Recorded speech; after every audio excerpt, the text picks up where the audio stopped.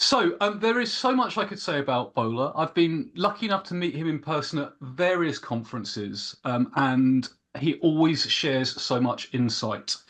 He's a multi-award winning, highly sought after consultant, trainer, speaker, and coach with a demonstrated track record of driving and leading agile business and digital transformation for organizations across North America, Europe, and Africa, which is really just awesome.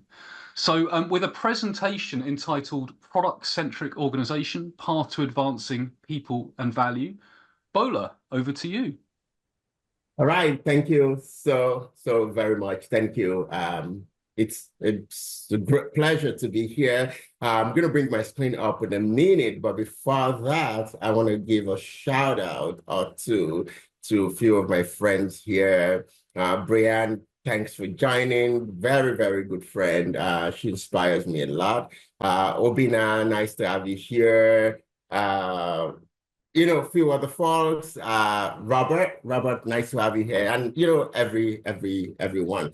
Now, let me get my screen up and please confirm to me if you see my screen. Yeah, we're good. We're good.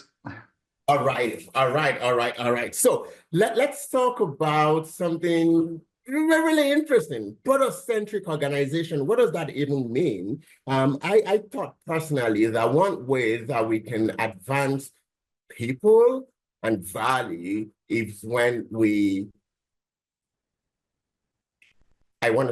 implement or restructure our organization using the concept of product centricity. A few people are probably meeting me for the first time, so I'll use the opportunity to introduce myself. My name is Bola. I'm based out of Toronto, Canada. I lead the advisory practice in Stacy and Lloyd. It's a consulting and advisory company, and I am also the founder and practice lead at 6.io. I've got a lot of experience, working in consulting, management consulting, business transformation, product-centric organizational model, and all of that.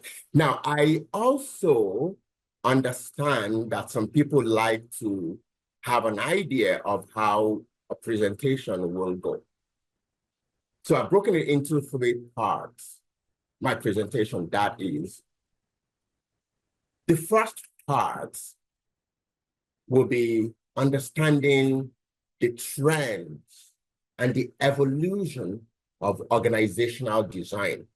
Why are we even talking about product-centric organization in the first place? What has led us to this point? So spend some time looking at factors that are driving the evolution, looking at the actors and the factors at play. Then I'll land on the not too new kid on the block, product-centric organization, what that looks like. And then some dimensions and some traits of a product-centric organization. If today, after today, you want to talk to your leaders and your managers on creating a product-centric organization, what are some of the things that you can start implementing? So that's how we're going to go. But I also understand that we have different people in this organization or in this room. I do some product coaching. I work with product leaders and product teams.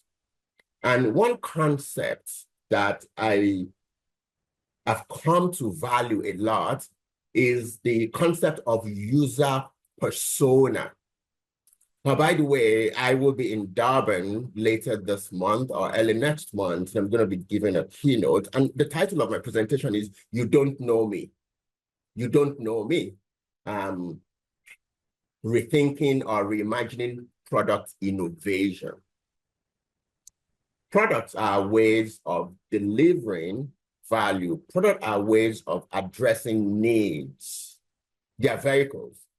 The first point in addressing need is to understand the people and their profile.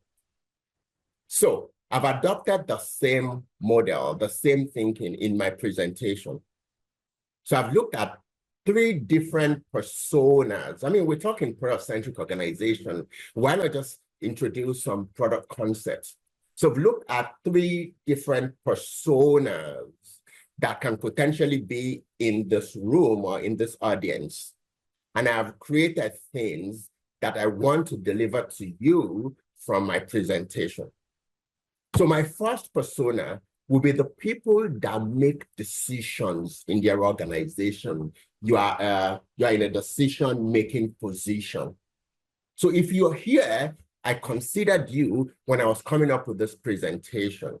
And what I want to deliver to you at the end of my presentation is the required information that you need to be able to drive product centricity in your organization. I want to give you the information you need to make those decisions to adopt product-centric operating model.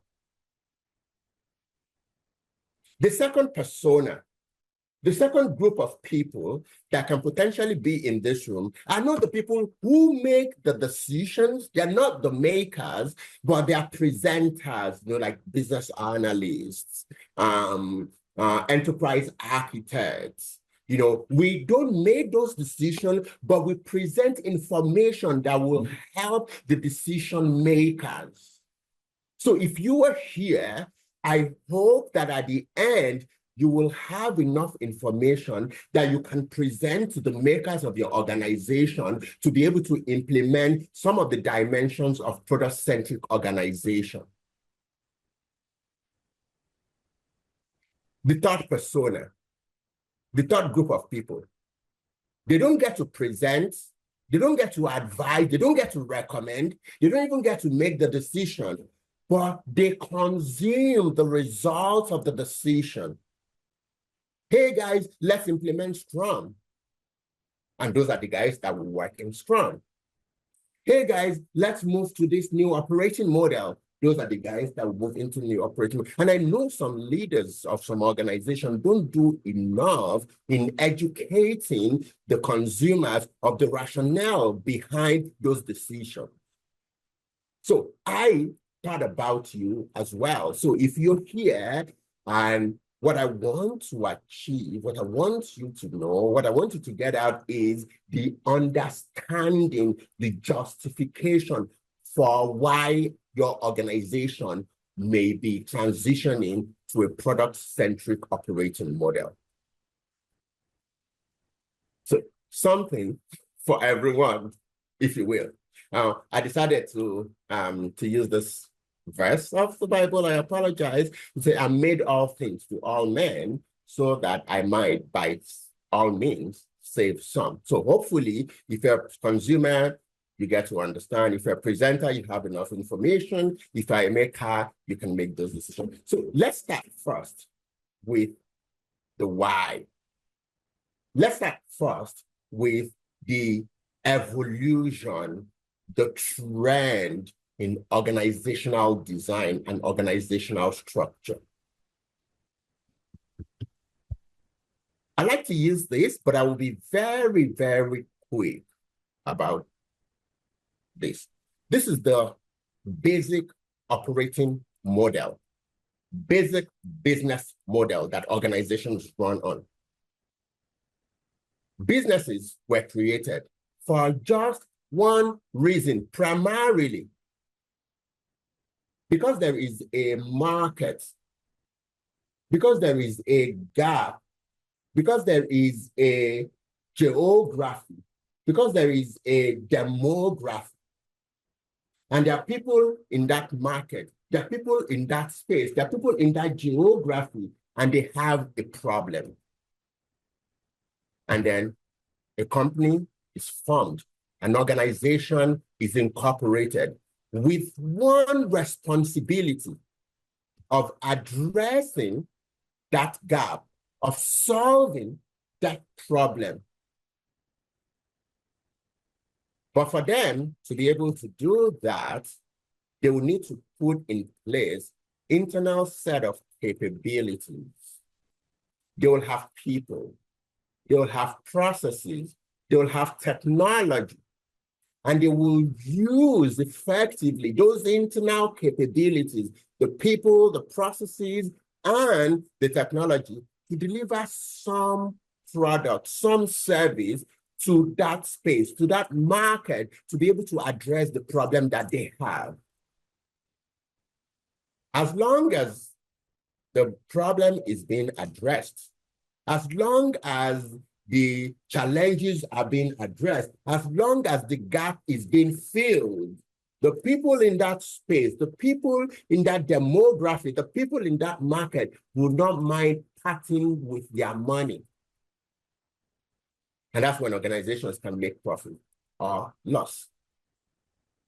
So this is a simple model, organizational model, whether you are commercial or social.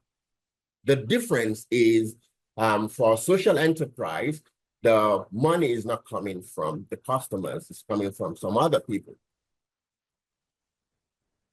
Very simple, but we know life is not simple. We know things are not this smooth because down the road, there's some really bad guys. You may want to call them competitors. They are trying to get the attention of the same customers that we're serving. They're trying to attract the same customers that we're serving. And you know the way it is. These guys, we want to do something that is slightly better than what we're doing. For example, if it's taking us 2 days to deliver a particular product or service to these customers, those bad guys, the competitors, will say, you know what, I can get it to you in 1 day.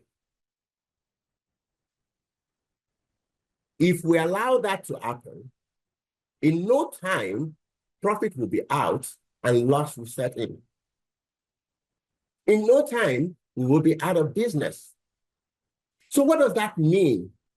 It means that constantly, as an organization, we need to look at ways of improving the way that our internal capabilities interact, the way that the internal capabilities work to be able to deliver value, to be able to deliver the product, to be able to deliver the service to those customers.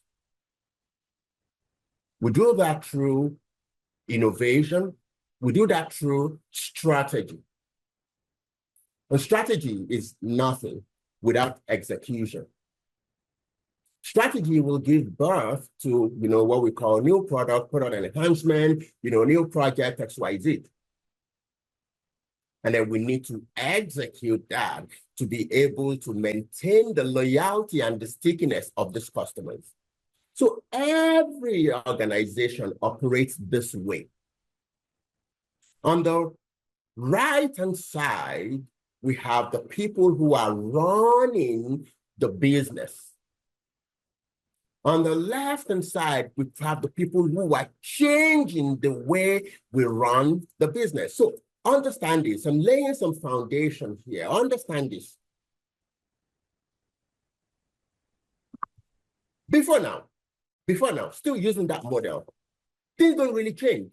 Maybe we have just one person, maybe just 2 bad guys. Before now, maybe people are satisfied with waiting for 2 days to get their products. Maybe before now, people are fine with just staying in an organization in a position for 5 years and 10 years and 15 years. The difference between a change in the way organizations operate back then has changed now. We used to have like 15 years before a drastic change. If you compare the first industrial revolution, happened in the 18th century, and the next one was in the 19th to 20th century, it took about 100 years and more.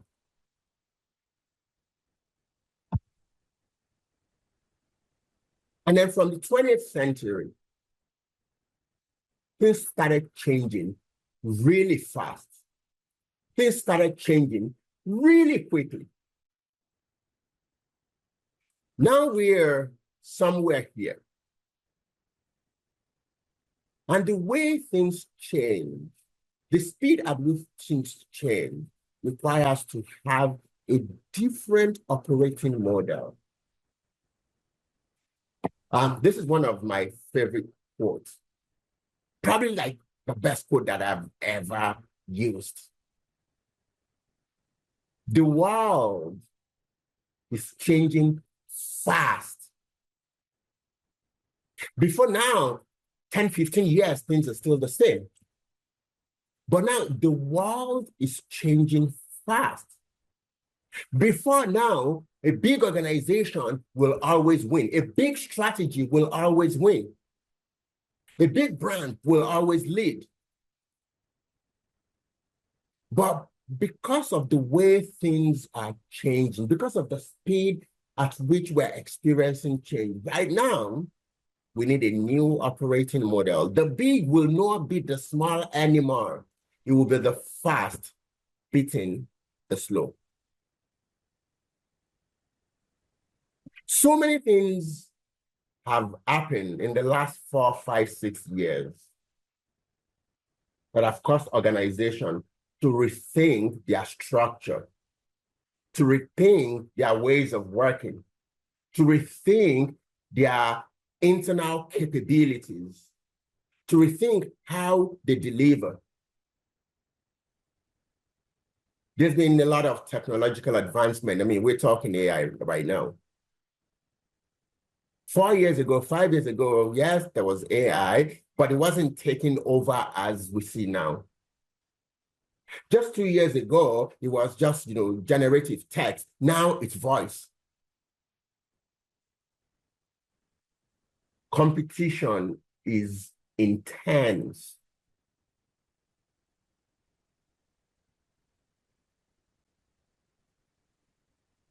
Interestingly,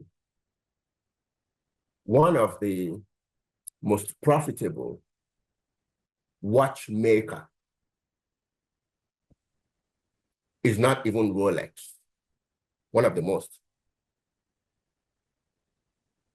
It's a tech company. The demographic that work, the people, I'm a millennial. The way you will typically keep millennials is not the same way you will keep Gen Zs now. The new generation needs something totally different from what they use to get our attention. We cannot continue to use the same operating model, the same structure to keep this new demographic. There's so many crises, disruption. So because of all of these things that we are experiencing, we need a lot of changes in the way that we work and all of that. And business leaders are feeling this same thing too. This was a study conducted between 2019 and 2021. They reached out to over 1,500 business leaders, and they asked them, can you name your top 5 business challenges today? And what you see here is the result of that survey. Frequency of changes. Today is January, nobody knows what tomorrow holds. What used to motivate people to want to continue to work is not the same. Gen Zs and this new generation. The speed at which technology is changing. Remember, we're talking about the trends and evolution of organizational model. Speed to market and competition. And the fact that customers and end users are not able to effectively articulate their needs, maybe because it keeps changing. And we've seen all of this. And we've seen how it's affected organizations. So look at this. I like to ask this, and I'm going to just keep an eye on the chat. Look at these pictures. These pictures represent brands, organization. If we don't reinvent ourselves on our terms, Amazon will reinvent us on their terms. Absolutely. I mean, right now, look at these pictures. These were leaders. These were leaders at some point, market leaders. Nokia was a leader at that time. Blockbuster was a leader at that time. BlackBerry, the product, was a leader at that time. But then time started changing. But then technology started evolving. And what do we see? We see these guys no more. Because of the changes in the world. Interesting thing, Netflix, the company, existed the same time Blockbuster was existing. About the same time, we had Blockbuster, the leader in the market. We had Netflix at that time. We had Compaq, the computer at that time. We had MacBook at that time.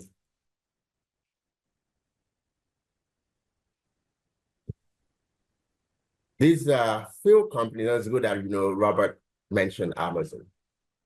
Now we have these guys who are topping the market now because they identified the evolution and they made the right changes. These other guys are probably not doing well or not even normal and not anymore.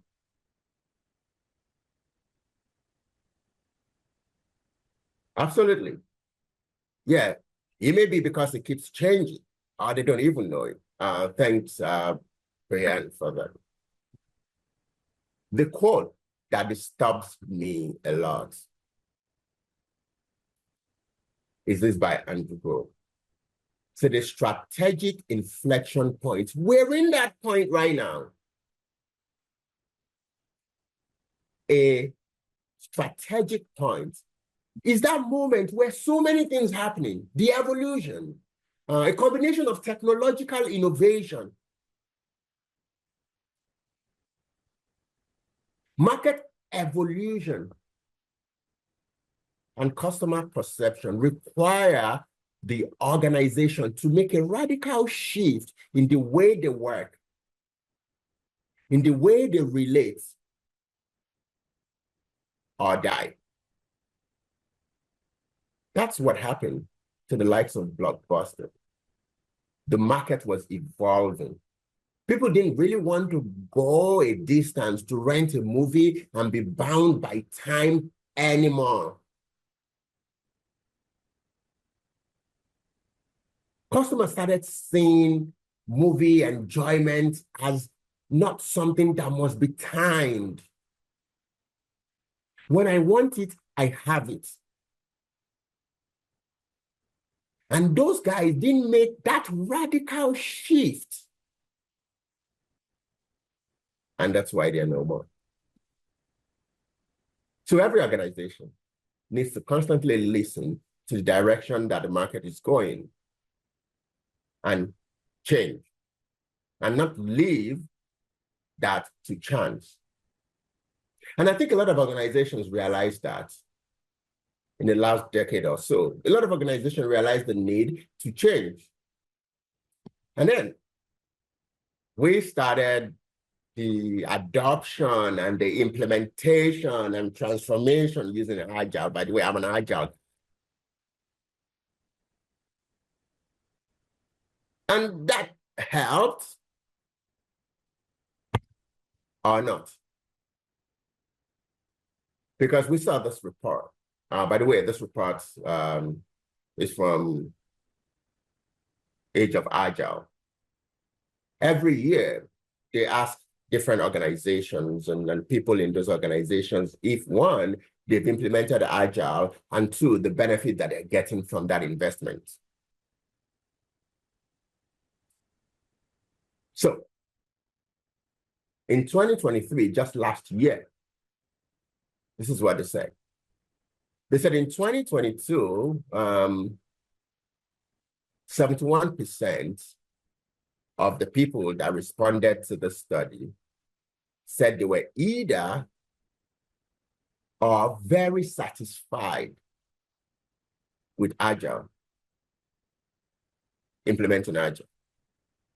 But then this year, the percentage of people that said they were very satisfied or somewhat satisfied with Agile dropped from 71% to 59%. That means that there is probably a problem. In fact, just about 50% said that, Agile is working well for their organization. So what does that mean? What does that mean to us? Well, it means maybe Agile, either how it's implemented or Agile itself, it's probably not. I don't want to say it. I gave a presentation the other time, and the topic is Agile dead? What's now, what's new, what's next? So maybe we need to have a rethink of how we work. Maybe we need to reassess and realign on our operating model. Maybe. So what I think, based on, again, my experience and access to some research work, is maybe a product-centric organization may be the way to go. Because we see a product as something that we use to address a need, and needs are constantly evolving. Because the world that we live in right now requires a radical shift, a paradigm shift in the way that we work. And that's where product-centric organization comes in. And there's a lot of, data and study that has shown the value that product-led organizations, product-centric organizations have achieved. I'm going to just show them very briefly again, mindful of our time. So what you see here are some of the values that they've seen. Now let's look first at the guiding principles, the things that we consider in a product-centric organization. The first is customer centricity. I have been involved in a number of agile transformation. I have been involved in the implementation of some frameworks. And at times it feels that we prioritize the practices and the processes. But a product-centric organization, because it targets the customer, has as a guiding principle, customer centricity. And it also goes a little beyond who we traditionally see as a customer. In a product-centric organization, the next guy is seen as the customer. So Brienne is the person who consumes my work, because she uses the result of my work for her work. And then she passes on to Obina, and then to Adrian, and then to someone else, and then it eventually gets to the end user or to the customer. So in a product-centric organization, the fact that I see Brienne as my customer makes me to have an idea and deliver exactly what she wants, to ensure that we have the goal of the end user, the person that is at the end of my process that is consuming my work. Another guiding principle of a product-centric organization is innovation thinking. We have the collaboration, the engagements between the business and technology. And then lastly, end-to-end ownership. Those are the things that we see in a product-centric organization, the guiding principles.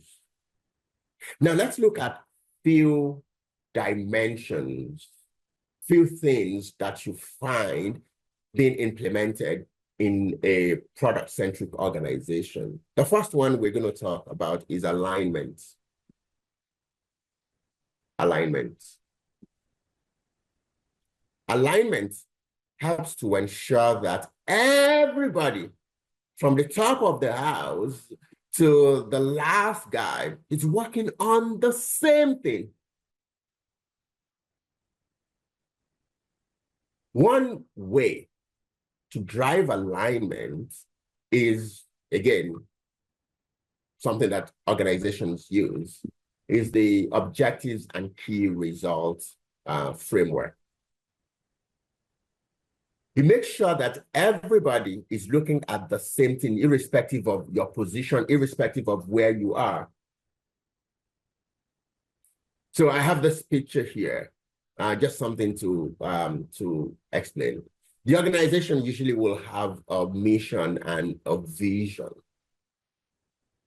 Again, in my model, in my business model, we said innovation and strategy must give back to project and product and new enhancements. Now, if you don't have alignment with that, the guys at the strategy level are doing something, and then the guys at the execution level are doing totally different things.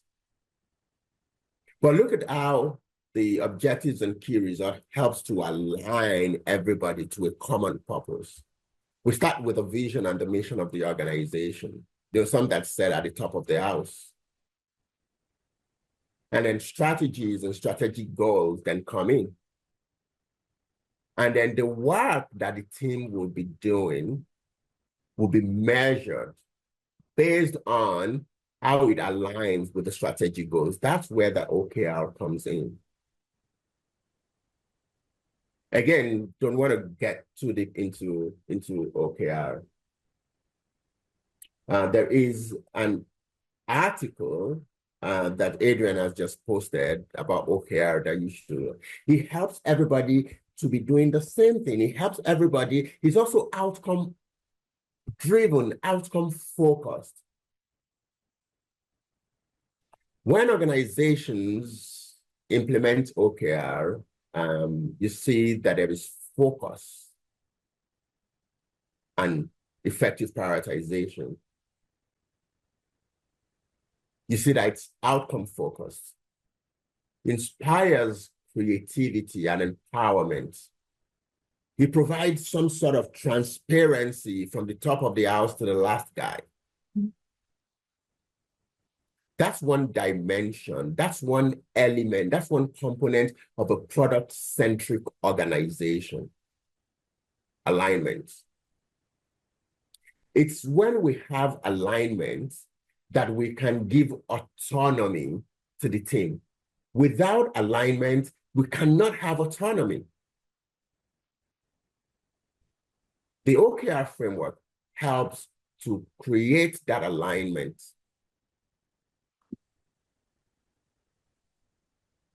Another element, another component of a product-centric organization is the structure and the operating model.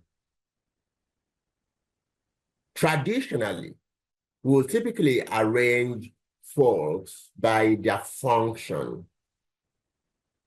or by their practice.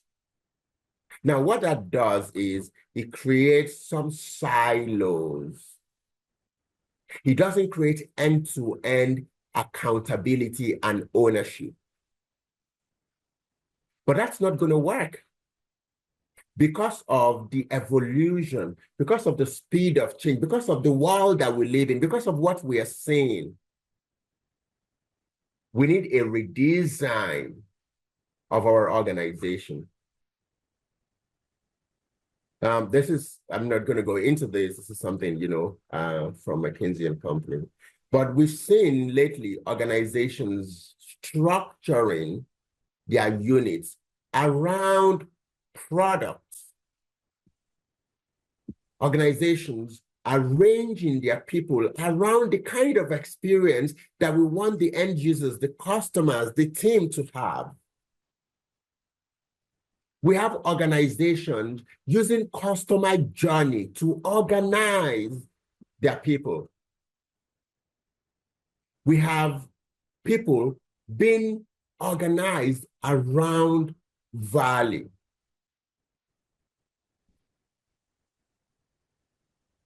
I explained this earlier, the run the business and the change the business guys. Another thing from McKinsey, we have teams structured around product, around platform, around infrastructure. We have platform and product. We have journey and platform operating model. This is a structure that can sustain the organization in this time and age. This is a picture of some of the, one of the organizations that we worked with. So this is an organization that was providing some financial services to their clients. And we looked at the journey that their end users typically will have, their customers will have. They provide, mortgage to folks. There is a part of that experience where they are shopping, they are looking for rates, they're looking for quotes. We identify that as the shopping journey. And we created teams around that shopping journey to improve the experience that people have when they're shopping for mortgage. And then we have one for buying. When they want to make the buying decision and when they want to make the payments. And we created teams and people around buying journey. And then they've made the payments. They've got the approval. Now they want to service the loan, the credit. We identified that as yet another journey. And we built yet another function, another team around servicing. And then, of course, loyalty. So what this means is we had cross-functional teams, improving the experience that users have. That is only possible if you think about products. That's why it is a product-centric organization and not just work-based organization. And of course, we didn't leave these guys to just figure it out. We created support across all the journeys. We have centers of excellence, COE. We have communities of practice to be able to support all the guys. The same thing that they typically would have done from the head of business analysis. We created COEs and COPs for them. And in each of the journey, we identified different points. Nobody becomes confident in your products until they've reached a moment of truth.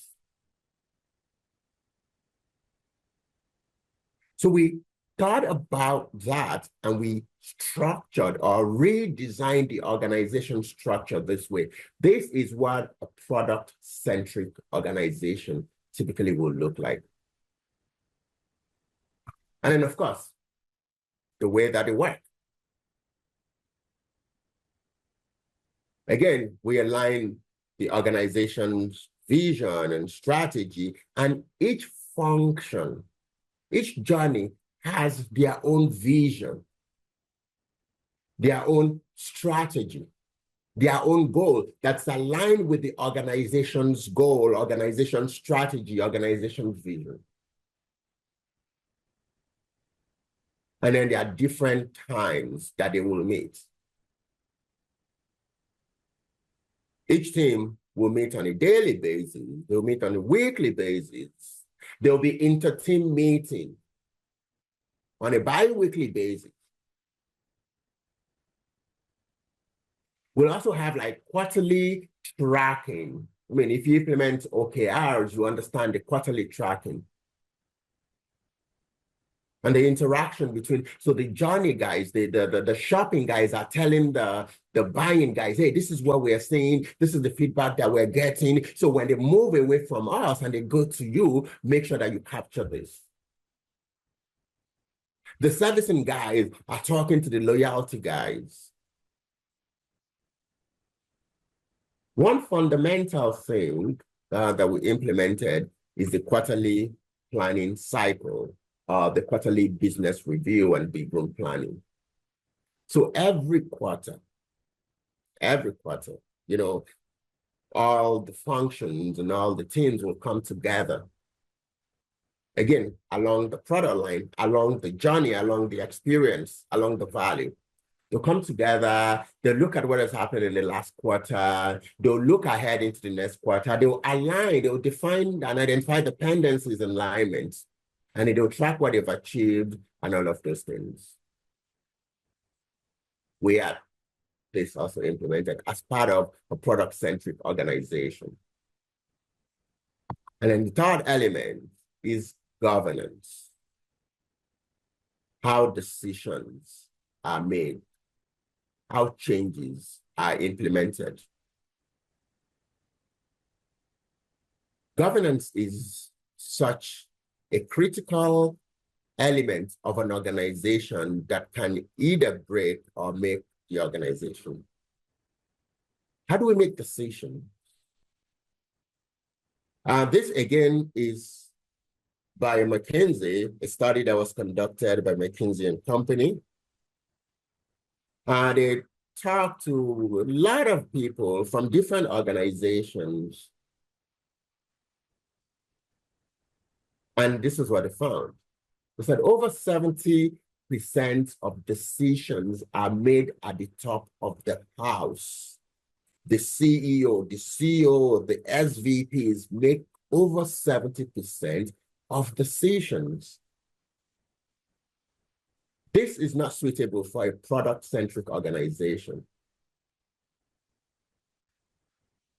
You can imagine the kind of delay that you will experience when you are having to wait 70% of the time on senior management to make some decisions.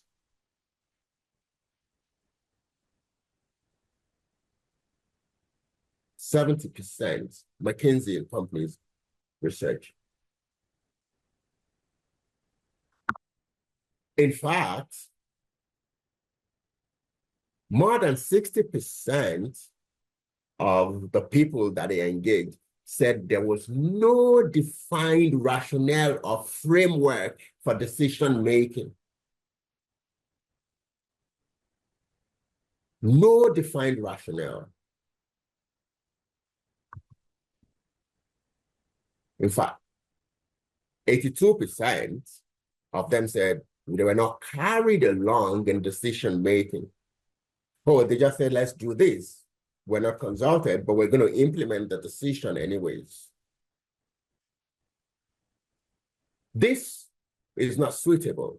This is not good. This is bad for a product-centric organization. In a product-centric organization, we have what's called decentralized decision-making. Decisions have to be made, yes. But decisions, all decisions should not be made at one level. That's what the centralized decision-making is, means. So again, as part of implementing a product-centric operating model, we look at the different kind of decisions that are made in the organization, and we categorize them based on a number of things. So we say, for example, if a decision or some decisions that are made infrequently, maybe once a year, maybe once in 2 years, those decisions will typically have long-lasting impacts on the organization because they are not made every day.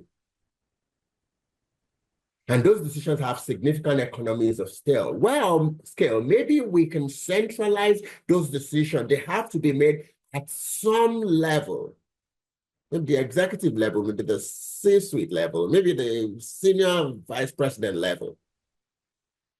Any and every other thing should be decentralized, like decisions that are made really frequently, routine decisions.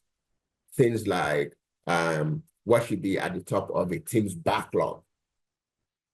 What should buying prioritize? What should they do now? What should shopping implement now? Decisions that have time criticality, if you don't make it now, you're going to lose in the market.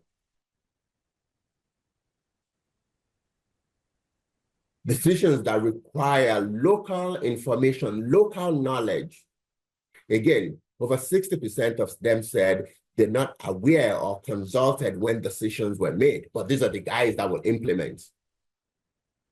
So we created a decentralized decision-making system as part of a product-centric organization. So this is a really interesting framework, I want to say, that we also used to sort of like teach and coach some of the leaders. It's called the delegation poker. It also helps with decentralized decision making. So we identified some decisions that need to be made, and then we categorize those decisions based on this poker. So for example, if there is a decision that can only be made at the top of the house, then you can make that. There are some decisions that you only have to delegate. There's some decisions that at the leadership level, you just need to advise, share your opinion, but let them make those decisions. There are some decisions that you need them to just consult you, or you need to consult them. So this is this is from Management 3.0. You can check that. It's pretty open online. You can grab that. This is also one way that helps to decentralize decision making. Now, if you are here and you were ready, I'll wrap up in 2 minutes. I know we have just 1 minute more. So how do you get to implement this? This was developed by Deloitte. The steps for implementing a product-centric organization. It's a 5-step approach. The first one is we need to identify and establish those foundational elements. You can see there's OKR there. You can see the vision. You can see the strategic pillars. We need to first understand and define this. Without this, we cannot go to the next level or the next stage or the next step. Establishing the foundational elements. And then we're reimagining the organization itself, the operating model, the org design, the ways of working. Again, remember, the business, the organization will continue to exist if they're profitable and if the internal capabilities are working smoothly. Anything other than that, in no time, the organization is going to be out. And then we put the teams together, empower them, get them to be more outcome focused. and then have those practices. For example, we created like COEs and COPs to be able to support those folks and then get the talent supported all through. So this is almost right on time. This is my presentation within 1 hour. Again, it's probably not possible to talk about all of this in less than 1 hour or in 1 hour. I invite you to connect with me on LinkedIn, and let's get the conversation beyond here. I want to say a very big thank you to Adrian for providing this platform to share, to learn, and to collaborate. I'll wait for any question that we may have. Fantastic. Bola, thank you so much. We do have a few minutes remaining, so if you do have questions, please do type them in either the Q&A or the chat. Excuse me. Just while we see if there are any questions, what I'll do is I'll just paste Bola's LinkedIn into the chat. Do connect, right? Because this is where, and I can see the virtual round of applause happening here, but another way of giving a virtual round of applause is to connect on LinkedIn. It's really great. Let's lets people know that you found it engaging. Also, just while we're seeing if there are any questions, I'll just post details of the next webinar as well. So the next webinar is around increasing efficiency with business rules with Brianne, who is actually on the call now. So, in fact, I haven't had a chance to tell you this, Brianne, but over 100 people have already registered for that webinar. So that's a good sign. So I'll also put Bola's LinkedIn address in the chat there as well. So I don't see any questions coming in at the moment. I think it's one of those topics, Bola, that there's so much relevance in what you've said, and like so many things are quite hard hitting. One of the questions I had as you were speaking, because I think one of the things which really resonated with me was around governance. But how do you make governance exciting? Because whenever I talk to anyone about governance, you can see their eyes glazing over, and you're quite right that like there needs to be a change to move to a product model. So how do you get people excited about governance? Um, so I think that there are two sides to look at this. There is yes. So one is the people who used to make decisions and have control over a lot of things. And then there are people who felt left alone and have not been part of it, but they really want to be. So for the guys who have that control and all of that, they don't like to hear, decentralization of governance. Now, for the guys who have like, oh, they just gave us this decision, they just made this decision, they really want to. Now, what we do is we spend a lot of time with guys who need to amend, who need to change by providing them with data about the disadvantages, the disbenefit of having to wait for them to make all of the decisions. Number one. Yeah. Number two, if we have seen organizations who've changed and they're in their space, would set up like interviews, or if they're like case studies, we'll share that with them. And we also say, you know what? Let's pilot this. Let's test this. Let's do this for, say, 1 month, 2 months, 3 months. If you don't like it, then we can roll back. And lastly, do incremental change. Again, look at all of the decisions that they made, for example. Say, okay, you know what? In the next 1-2 weeks, let's just take this off you and coach and train the guys that report to you on the importance of this decision, and let them just make it, and let's see how that helps you to deal with other things. Again, it comes with coaching and creating awareness and helping them to see the benefits of changing governance. Yeah, I love the way you put that, Bola, because it feels like it's it's opening the door, helping people to make that transition, and then the credibility comes with the delivery, right? Because they actually see it, and you don't have to sell something when people can see can see the benefits. So fantastic. Well, we're just up against time, Bola. I know I could talk to you about this for hours and hours. But so what is the best way if people want to know more about what you do, if they want to stay in touch with you, how is the best way for people to connect with you, and anything else you want to mention before we close?